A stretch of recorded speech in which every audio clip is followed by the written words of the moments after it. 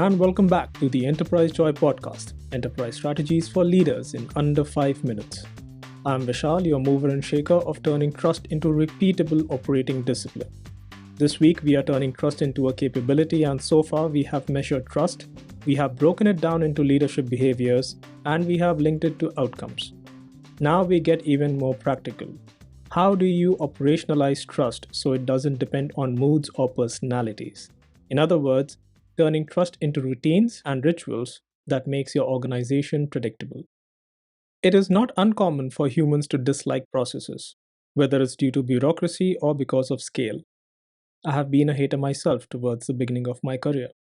Feldman and Pentland, however, have long argued that organizational routines, when codified well, they actually free up teams to respond faster because no one is second-guessing the basics. That predictability creates capacity for creativity. So we'll explore 3 operating practices you can start using this week. The first is decision logs. One of the most common trust gaps is when people don't know why a decision was taken. But research suggests that when processes are transparent and fair, people are far more likely to commit, even if the outcomes aren't the best. And since transparency comes from artifacts, decision logs are a way to showcase this. Even a single page capturing what was decided, why now, what were the trade-offs, and when we'll revisit it, it becomes top signal for fairness. What we are basically saying is, here's the principle, here's the constraint, and here's the check-in date. And that clarity builds confidence. The second system is blameless post-mortems for faster recovery and safer learning. Backed by decades of research, studies have shown that well-run debriefs can improve teams' effectiveness by 20 to 25% because they normalize error reporting and accelerate improvement. The key here is the intent. Instead of asking who failed, we ask what signals did we miss and what systems enabled the miss. That shift makes people more likely to surface issues early, which is more than half the battle in high-pressure environments. And the third system are simple working agreements. Teams that rely on implicit assumptions or we'll figure it out as we go, they waste cycles and lose trust when expectations clash. Evidence has shown that explicit team charters improve collaboration, especially when they are revisited regularly. The key being the team charter is either created by the teams or at least agreed upon by the teams and not enforced by the organization as unrealistic expectations.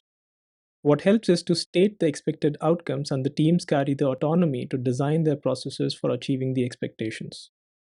Making agreements visible, like the response times, handoff expectations, airtime in meetings, escalation rules, they go a long way in reducing unnecessary friction. Do keep them light, 4 to 5 norms are good enough. More importantly, don't carve them in stone.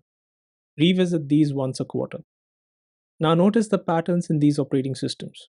Decision logs show your logic, post-mortems show your learning, and working agreements show your predictability. Together, they form what I like to call a trust operating system, a set of visible artifacts that reduce friction and scale reliability. So here's how you can start this cadence this week.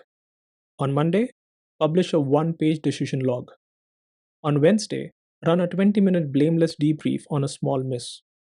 And on Friday, review one team norm and decide if it stays, shifts, or drops. Share the outcome visibly and invite suggestions for improvement. And do tell me your experience on podcast@enterprisejoy.com. Building trust with such consistency will always beat intense ad hoc actions.